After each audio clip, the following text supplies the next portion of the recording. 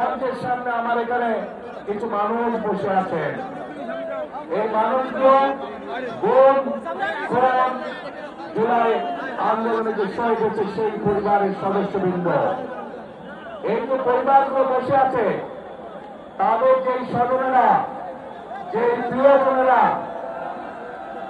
আজ খুনের শিকার হয়েছে, জুলাই আন্দোলনে অত্যাচারে নির্যাতিত বা শহীদ হয়েছে, সেই মানুষগুলোর কি প্রত্যাশা ছিল?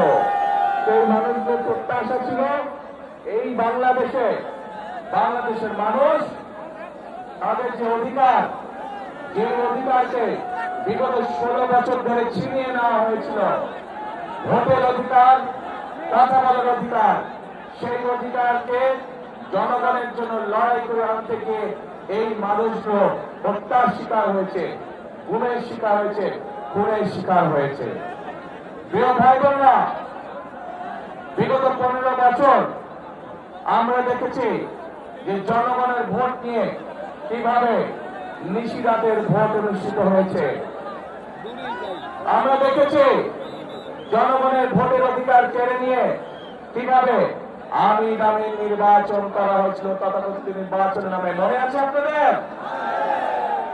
কিন্তু প্রিয় ভাই বোনেরা, গত 24 সালে ছাত্র জনতার আন্দোলনের মুখে সেই আমি দামি নির্বাচনের মালিক যারা, নিশিরাতের নির্বাচনের মালিক যারা, তারা জনগণের প্রতিরোধের মুখে এই বাংলাদেশ ছেড়ে পালিয়ে যেতে বাধ্য হয়েছে। এখন এই বাংলাদেশ হচ্ছে জনগণের বাংলাদেশ। এখন এই বাংলাদেশ চলবে জনগণের রায়ের ভিত্তিতে, এবং এই জন্যই বাংলাদেশের মানুষ আগামী 12 তারিখে তাদের বাচকদের সহিত প্রতিনিধি নির্বাচন করবে, যারা জনগণের ইচ্ছা মতন জনগণের কাছে জবাবদিহি করার মাধ্যমে ইনশাল্লাহ আগামী দিন দেশ পরিচালনা করবে। কিন্তু প্রিয় ভাই বোনেরা,